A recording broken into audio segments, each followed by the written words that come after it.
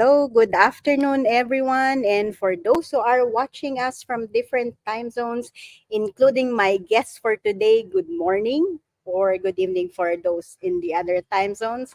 My name is Marilyn. I'm the founder and CEO of Customized Training Solutions Private Limited, or CTS, and we are Asia's most trusted training and business solutions partner. We have created programs that adds value and impact for leaders to stay relevant, adapt to the next normal, and ensure performance of a hybrid team. And our mission is to be able to inspire sustainable transformation by empowering leaders through customized learning solutions that drives outcomes and impact. We have served over 4,500 leaders from 30 countries in different industries, including Petronas, Sony Mobile, Ayala Group, Meralco, Aboitiz, Seda Hotels, and other companies like Shell, to name a few. And today, it's my great pleasure to introduce my friend and an amazing lady, Dr. Bebeka Cosandey. She is a distinguished leader, scientist, and knowledge management strategist driven by an unshakable passion for enabling individual, teams, and organization to reach their full potential. Rebecca is a force of positive change and empowerment, and without so much further ado, I'd like to invite her to join me. Good Hi. morning. Good morning and good afternoon, everybody. Thank you, Marilyn, for that kind introduction. I'm so excited to be here today. This is a real pleasure, and I would love to discuss some of the topics for everybody. That was already an amazing introduction, but I'll introduce myself as well a little bit. What I like to do is just define myself as a global citizen, a scientist by training, a leader, thought leader as well, a knowledge management strategist, a mom of two, editor, a DI advocate, you name it. But more importantly, I'm really here to empower women, being that in STEM, so anything science related, and medicine, obviously, but also women that want and strive for leadership positions and just becoming leaders in general. So thank you again for having me. I'm also located in Switzerland. So for anybody that's reaching out from Europe, that are watching from Europe or Switzerland, please reach out to me as well. It would be a pleasure maybe to meet, if we are close enough someday actually to meet in person. I'm always open to new connections. Thank you so much for the additional introduction, as well as for our audience to know who you are and what you do as well, and what's your take, or what will be your take in this conversation on leadership and transformation.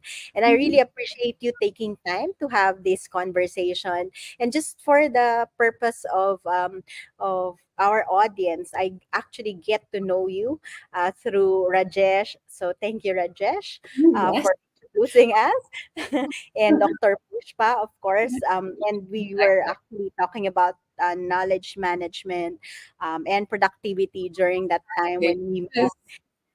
Which is also very important for leaderships and also people, trying to manage so many different hats that they have in their current roles and so on. So practically at all levels. But for women, it's at a different level, right? Because something that we maybe don't talk as much as the unpaid work that women are responsible or expected to do on a daily basis. Exactly, exactly. And so this conversation will be very exciting, not only for me, but I would believe to other women who are listening to the other women who are listening to us right now. And again, for those who are actually watching us live, listening to us live, please join us in this conversation. This is not about just me interviewing Rebecca, but also like our audience to participate in this conversation. This is a very important conversation. In fact, I just actually met a speaker earlier, talking about D&I and like how women has to step up, right? So this is gonna be an exciting conversation. And despite that, you have actually made mention around your um, participation on, say, in the space of STEM, leadership, and empowering women. I'd like to find out more in terms of um, your influencers, probably your leadership style, so we can understand more like how or from which perspective are you coming from, and like how you actually define what leadership is for you based on that experience. Thank you. Thank you for that question. Before I jump into the question, I would love also what just to emphasize that I would love this to be an open discussion, and we would love to get questions and feedback from the audience. Obviously, this is done. To actually inspire and motivate as many people as possible. So please, please, please step in and ask your own questions. Would love that. So going back to your question regarding leaderships and role models, I think that for me personally, but for many people as well, I think that having an empathetic leadership, it's extremely important. So leaders nowadays, I think they are expected to have some key features, such as emotional intelligence, adaptability, active listening. And for a lot of leaders that say that maybe those are innate capabilities that not everybody has, I would like to add to that they actually can be learned and practiced, even for the people that actually do have them naturally. Because let's be honest, some people are more inclined to have empathy or emotional intelligence as their part of their personality. They still can be trained and they still can be ameliorated, and that's always something that leaders should look into. There are some key skills that they can always practice, and that will help them thrive, myself included. I'm always on the lookout how I can train myself to better myself and my leadership style. So something I think that making the link with women leaders, I think something that women leaders are better at, it's, for example, active listening. I think we are more inclined to listen, to actually understand what the challenge or what the concern is before finding a solution. And I think this is appreciated by a lot of people. People like to be listened to. They like to be supported. And you cannot be a leader without understanding first the concern, the challenge in hand, and then finding the right solution for it. Secondly, I think that it's extremely important to be able to communicate your strategy, to communicate what your vision is. This is, I think, what makes a huge difference between being a leader or a manager, right? So being able to inspire, to actually get your team or other followers to actually follow you, not because they have to, but because they believe in your vision. And I think that's extremely important as well. Wow, thank Um, you so much. Is there, sorry, go yeah, ahead, is there? no, I think there are different aspects of the question that you asked. And I Mhm.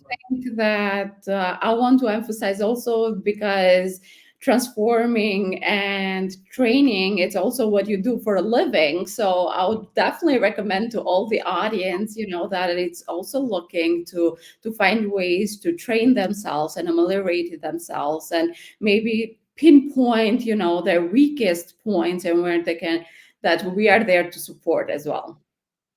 Yes, definitely. Thank you so much for that invitation. And again, I really appreciate how you summarize your experience and what's your perspective like when it comes to leadership, right?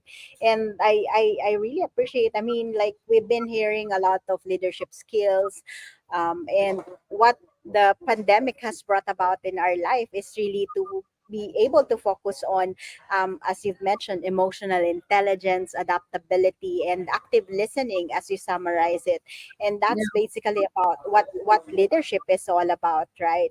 Mhm. And so I'm just curious to know. I mean, um, you mentioned about women in STEM, and obviously as a woman, we need to step up more, right, into leadership. So what do you believe are the top problems that most leaders, probably in this case or in this conversation, you'd like to highlight the problems that most women leaders do face in the workplace?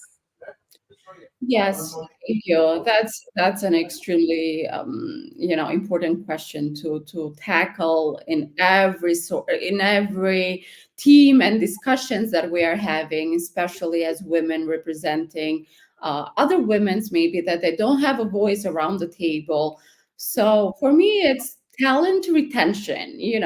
I think that nowadays we have a real concern with talent retention. Nowadays, you need to really inspire your teams, your employees, for them to actually be, let's say, loyal to you, but also creating an environment when they feel they belong and retain the best and the most engaged talent. I think that's a real pinpoint that I think it needs to be tackled by all leadership in general, but especially on women leader, that they need to support younger talents, younger women, that maybe they are just starting in their career, and they don't have the massive role models, let's say, than male leaders or younger talents.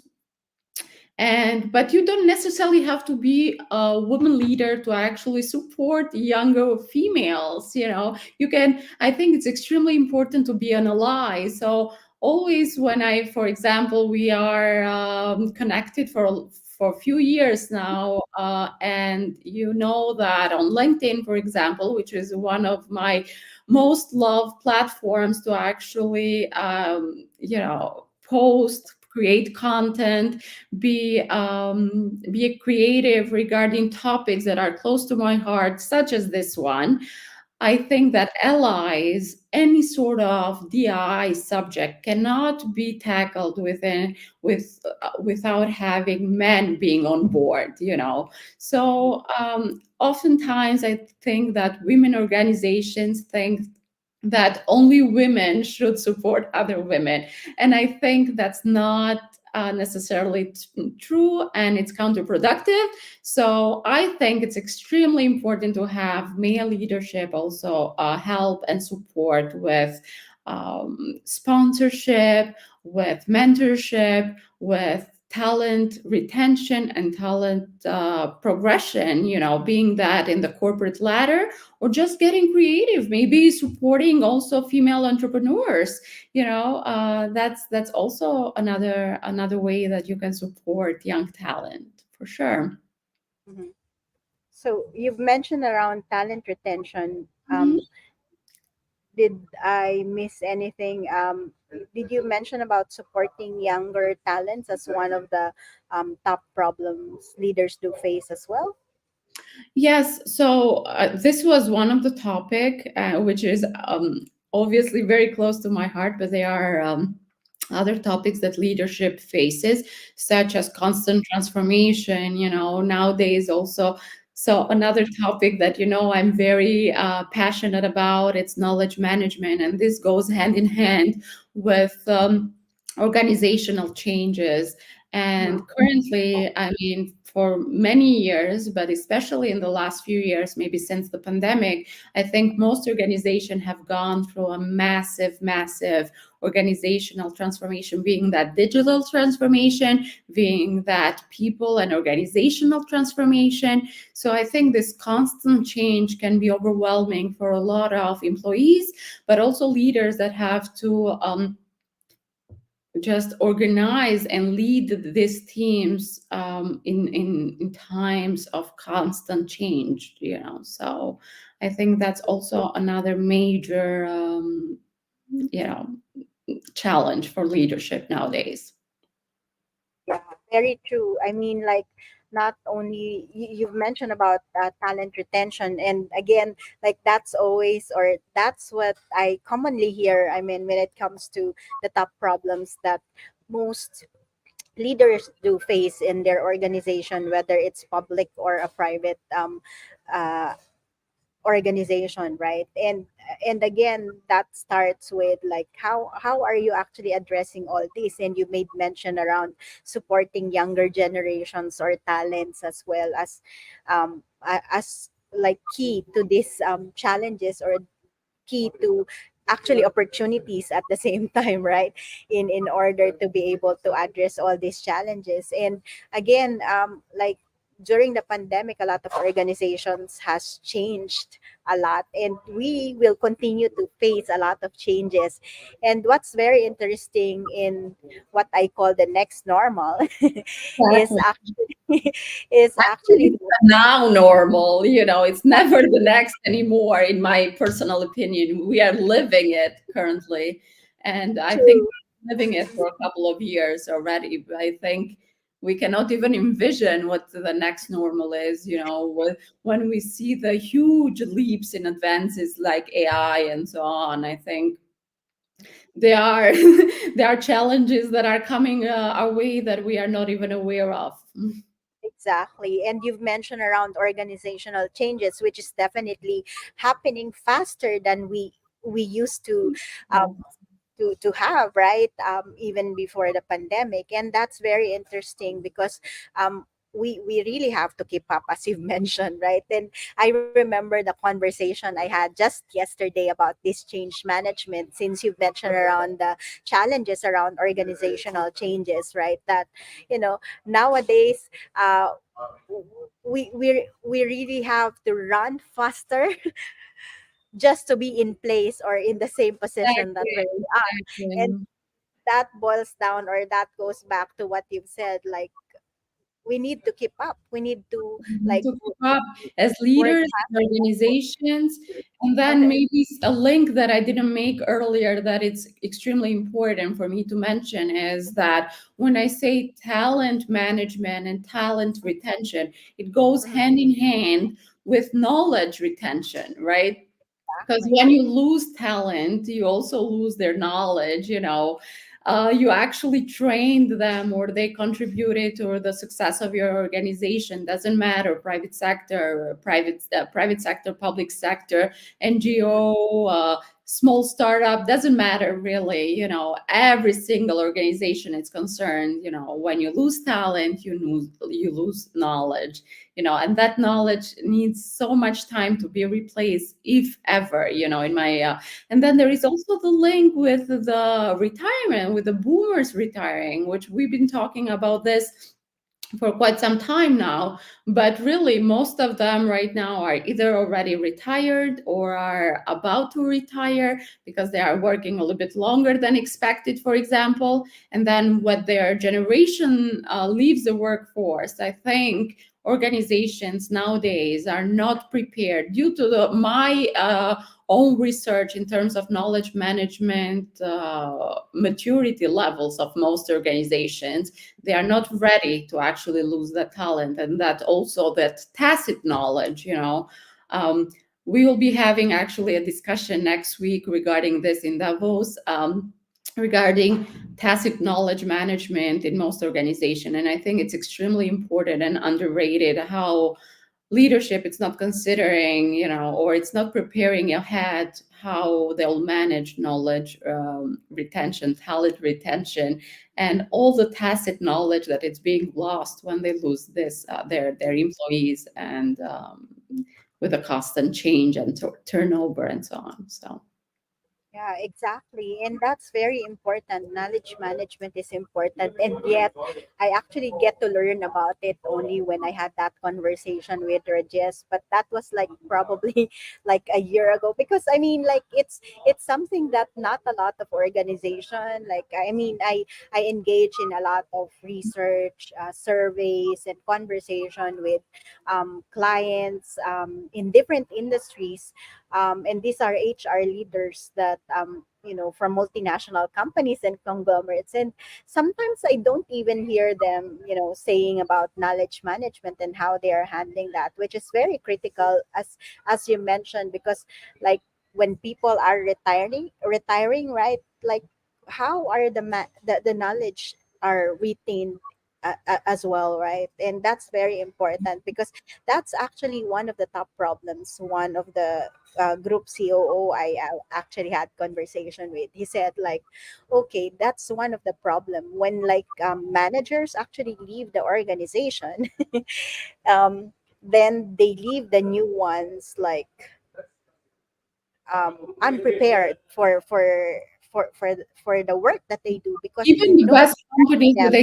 a process is in place, processes are one thing, but how you actually manage those processes, there is the theory and there is the practice, and usually when talent is replaced for one reason or another, usually there is not an overlap with the new incoming talent and the talent that it's leaving, and that tacit knowledge create that it isn't being transferred creates a huge gap for the organization that takes a long time, and not only loss in time, loss in productivity, loss in income, loss in capabilities, you name it. And I think most organizations nowadays, they really need to invest more into talent retention, but also knowledge retention. If they don't see the link between these two, if they don't see the importance of these two, uh, I'm it's obvious to me that they cannot be real leaders, because you have to understand this sort of dynamic changes that are constant, actually. Exactly, exactly. And we have summarized the top problems around talent and knowledge retention, supporting the younger generation. I mean, like in the next 1 to 5 years, like we will have the most number of generations in one organization at one time, right? And before even this conversation, we were talking about the challenges of us like being a mom and having like like competing priorities between like working in the business world in our careers, and at the same time taking care of the family. And that's also one point that we have highlighted in our invitation. So is this something that you'd like to add on in terms of the problems that Absolutely. that But organization. when I talk about this, I want to emphasize that this is not a women's problem, in my opinion. This is an organizational problem. It's a cultural organizational problem. It's not up to the women to change or to adapt, or I think it's an organizational society, let's say it's not a problem, it's a challenge, right? Mhm, mhm, um I think the roles have changed dramatically over the years, but especially in almost 2024, right? Women are expected to be in very demanding leadership positions, which they deserve, by the way. mhm, And they also want to have a family life, which is more than normal. And you and I are the concrete examples of that, right? So I think organizations think about this to really transform that culture Really? around working parents, because nowadays I think both men and women, they are more engaged into, it's not only a women, I want to be very clear about this, raising children or having mhm, a family, it's not only a women challenge. This is also working fathers that are more hands-on, that let's say our own fathers maybe 30, 40 years ago, right? So that society mindset has changed already. I think the organizational culture is not there yet. So I think they need to pick up. Secondly, I think that women themselves, it's very important to have priorities, to set boundaries for sure. But also something that I'm very passionate about. A lot of people call it work-life integration. I like to Yeah. call it efficiency, which goes hand in hand with productivity.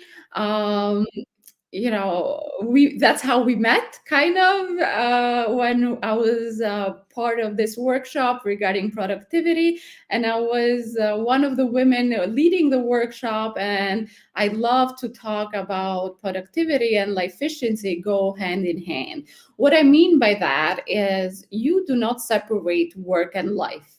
Or, by the way, the term work life integration or work life balance, I really don't like, because I don't want to say hate. Hate is a very strong word, but I don't like the fact that work should be before life. First of all, let's put that priority, in place. Life In should definitely place, be yes. before work.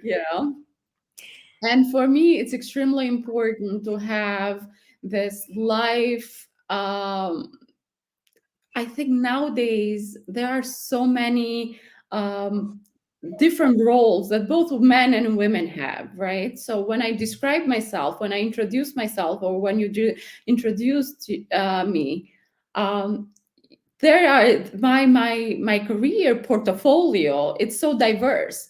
So I'm a scientist. I'm a global project coordinator. I'm an editor. I'm a speaker. I'm a knowledge management strategist. I'm a mom. But when I say mom, I also that also means I'm a driver, a cleaning lady, a cook, a chef, by the way, because I cook very well. But you know, there are so many different aspects in our life that we need to integrate, and our career, our personal life, as our professional life as well, that we need to interlink that. And age when with constant connectivity, that we are expected with different time zone to answer emails or to be in an interview at 8 o'clock in the morning or 8 o'clock at night, or send a report at midnight or work weekends. I think the best thing that we all can do, both moms and dads out there, because I'm also extremely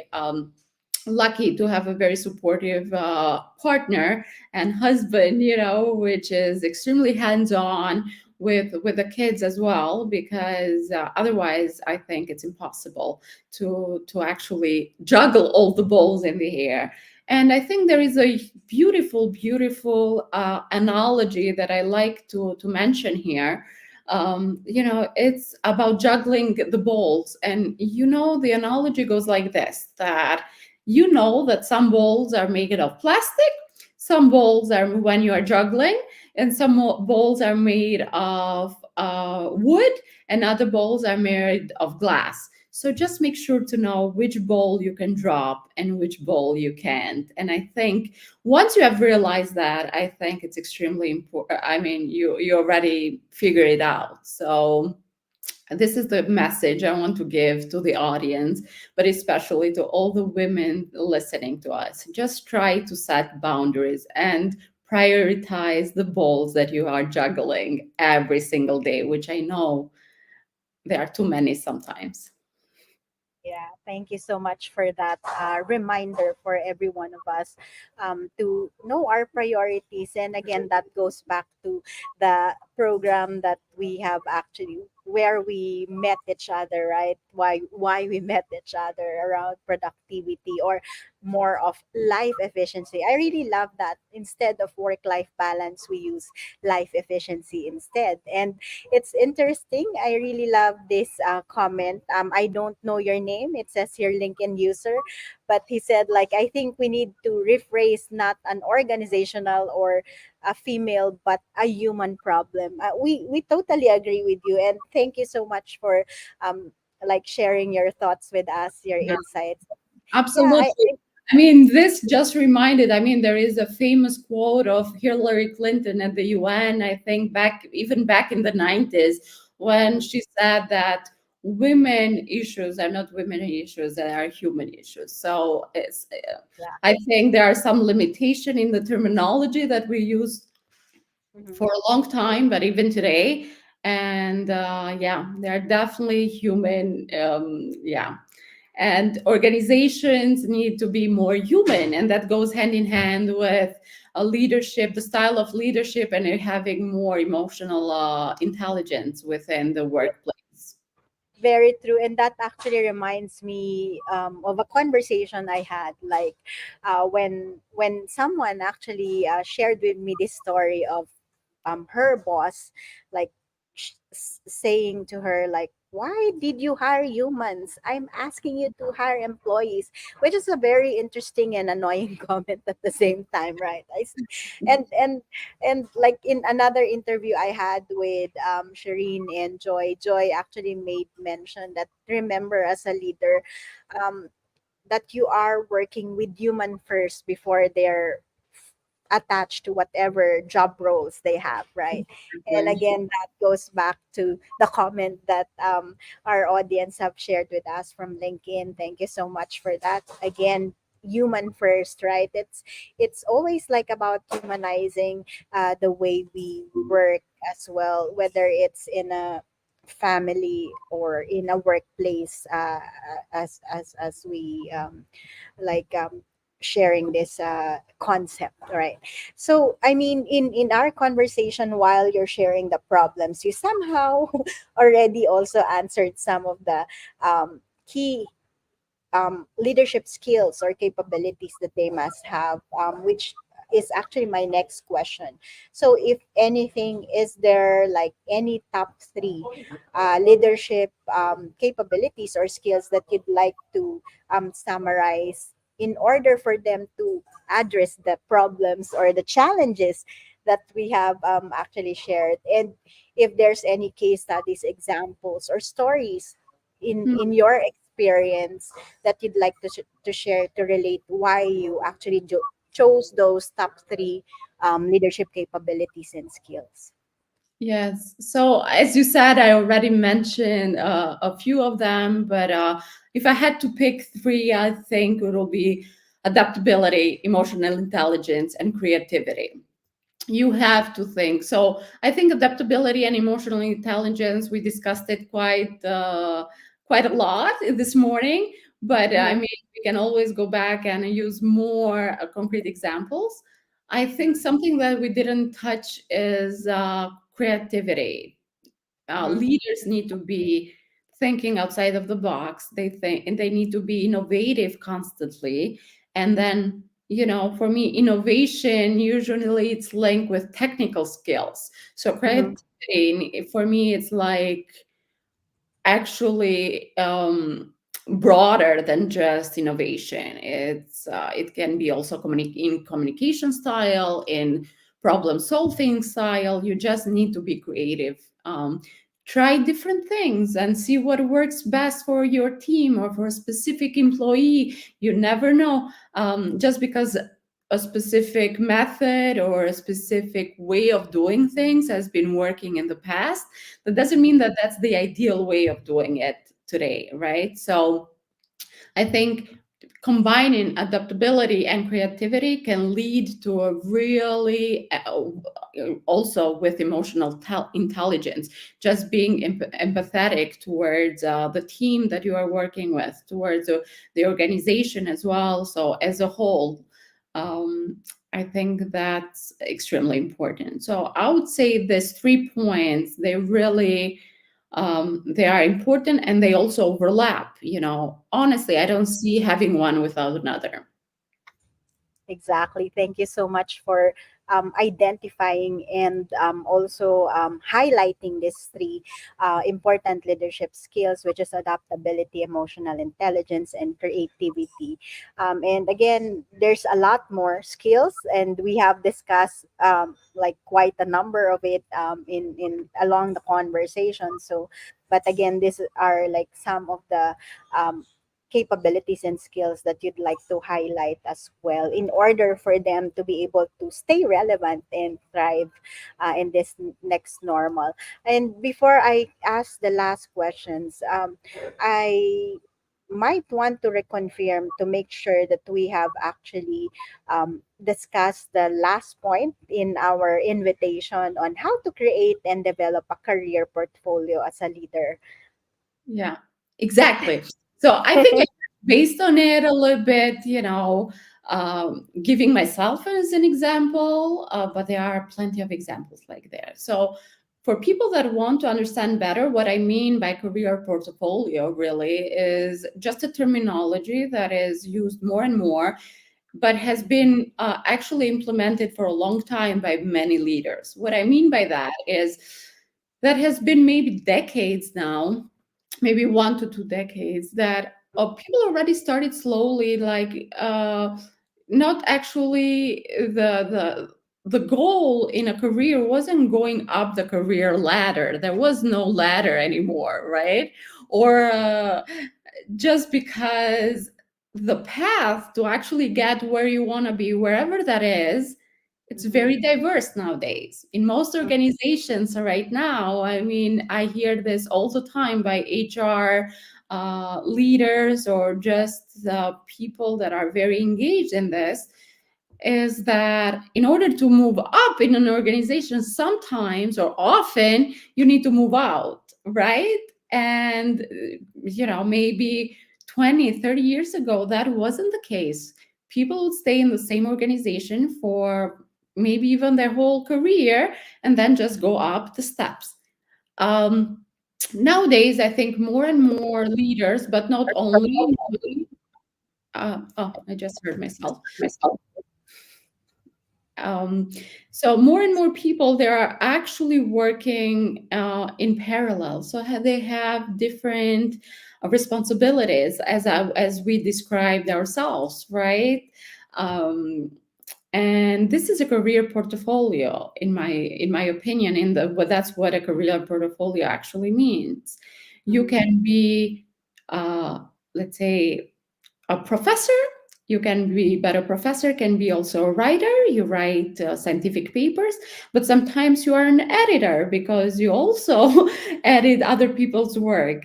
You are also a mentor and a speaker and a, a researcher sometimes, and on top of that, going back to the life efficiency, right? You are also a father, a husband, because I took the male approach, right? Because this should not be just a women platform, right? We have also our allies that I mentioned earlier that are extremely important to have on board. And I think this career portfolio can develop and shift throughout our career. At some point, we are, let's say, for young talents out there, at some point, we are a student, we are an intern, I don't know, we are a varsity football player. I don't know. I'm just giving examples. And that throughout our career, our responsibility and career portfolio changes with us. I would like the audience that is actually listening to take a moment, maybe today, maybe this weekend, maybe whenever they find the time. End of the year, it's coming. So maybe before you set up your New Year's resolution, to think about your career portfolio. And what I like to do, it's actually creating like a map, like a word map or a mind map, and put all of the different aspects or the different engagements or positions that you have and you are actually engaged in. And that, my friend, it's your career portfolio right there. Thank you for explaining that to us. And again, like similar to you, who's a scientist, a mom, and also doing editorial work, contributing to like several things as well, right? It's very interesting. Like that's the same for me. I hope that doesn't confuse anyone who works with me. But again, those who knows me, they at least know the excellent work that I do, especially in the space of event services, corporate training, and learning summits as well. So, but again, like just recently, as I mentioned to you in our conversation, oh, I just came from a lecturing, uh, lecturing, which I just started 2 weeks ago, and I'm also like helping another um, company to be able to gain awareness and generate leads around the space of the academics as well, because I mean, in their world, they don't do normally the things that we do in the corporate world. So that's actually an ecosystem or an integration of what are the possibilities around the space of education, around the space of learning and leadership, right? So it's still around that space, but in different interventions. And again, like, that goes back to what we said, that human first, right?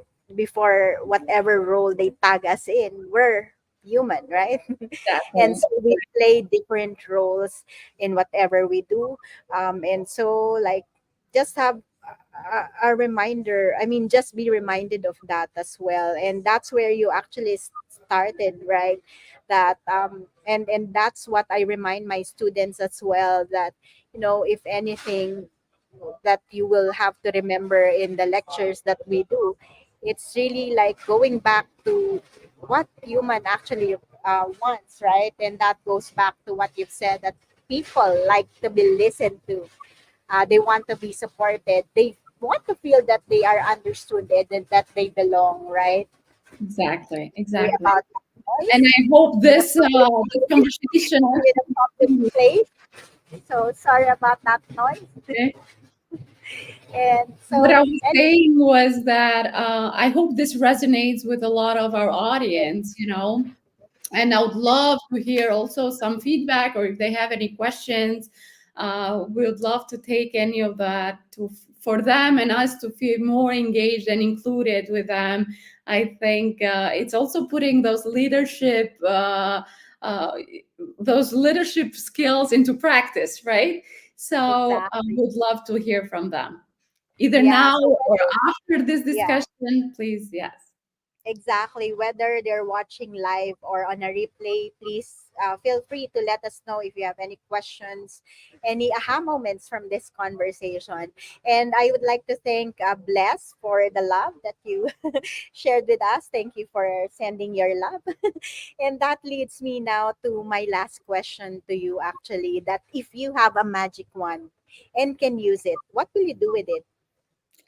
So I love this question because this kind of brings my inner child, thinking about fairy tales and magic wands and just magic in general. And then also being just around the holidays, I think that that's also magic on its own. And but for me as a leader, as a woman leader as well, I would like to use it to eradicate barriers and to have more opportunity for women into leadership position.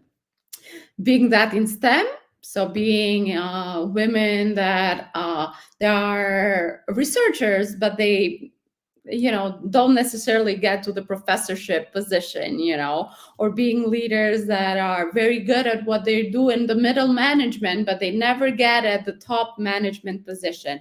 I would really, really want to eradicate that sort of barrier.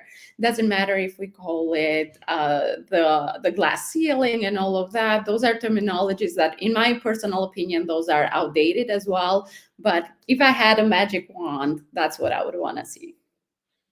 Wow, thank you so much. I really hope that you have a magic wand, although even without that, I'm sure that's already like what you're doing by empowering others, especially women around this space of leadership. And I actually really appreciate you because when we first met, I really had like an aha moment, and you have actually empowered me as well. I mean, when you Thank mentioned I am a consultant for consultants, because remember I was surprised. I thought I'm only having a conversation with Rajesh, and I was surprised that there's like five or six of you that came in and all having a doctor in front of your names. And I was like, oh my gosh. No, And then it you doesn't said mean like, anything, to have a really constructive conversation, especially in teams, going back to leadership, diversity is key. So having all doctors around the table is not good either. yeah, so that's why I really appreciate you for reminding me that, oh, you're actually a consultant for consultants. So Yeah. I really appreciate that Thank you. comment. In Thank you fact, for this opportunity. I loved this discussion. I'll be happy to come back and maybe also have different panel discussions or maybe meet in person. Why not somewhere in Europe or somewhere in Asia? mhm. This is really engaging, and I love doing this discussion and this interview with you. I hope the audience also enjoyed it, and please don't hesitate to reach out and connect with us. And yeah, to future topics, I guess. This is an ongoing challenge. In terms of leadership, it's ever evolving. In terms of equal opportunities, DEIs, talent management, knowledge management, this is ongoing. So we'll still be here talking about this very important topics, right? Yes, definitely. Thank you so much for your contribution, your amazing insight, and of course, your encouragement, especially to women who needs to step up. I mean, Yeah, it's about time for us to show up and step up in leadership as well. And that's the same conversation I had with a speaker earlier about the importance of diversity and inclusions and more women stepping up into leadership. So I really appreciate all your reminders and all the lessons that you have shared with us. And is there any additional message that you'd like to leave our audience with? Just to the audience, if there are any younger girls out there that, they just heard something that resonated with them or they found themselves in our discussion, please reach out to us. But also, all the allies out there, if you are a man that you want to support this important topics, if you are a leader that actually needs help and support with talent management, talent retention, or just somebody, it doesn't matter of your gender or of your leadership level or your career level or career portfolio, just reach out. And I hope that this resonated with as many people as possible. This was the goal of this conversation, and we would love to hear from you. That's it. Yes, definitely. Thank you so much for that reminder and for leaving us with that message. And again, thank you so much, everyone, especially Rebecca, for your insights, and of course, for especially those who have joined us live today, and for those who are joining us on a replay later on. Let's help each other and work together to create more opportunities through these several interventions to create a better world to live in, right? And Absolutely. remember, that even the richest investors in the world would say that investing in yourself is the best investment you can ever make in your life. So, with that, we would like to leave you with this quote that if your actions create a legacy that helps or that inspires others to dream more, learn more, do more, and become more, then you are an excellent leader. Thank you for being our excellent leader today, and we look forward to the next sessions. I'll be interviewing several CEOs and presidents of companies in different countries soon. So join us. Thank Thank you. you so much, It Tino, was a for pleasure. Bye, everyone. I hope to get in touch with you. Bye. bye.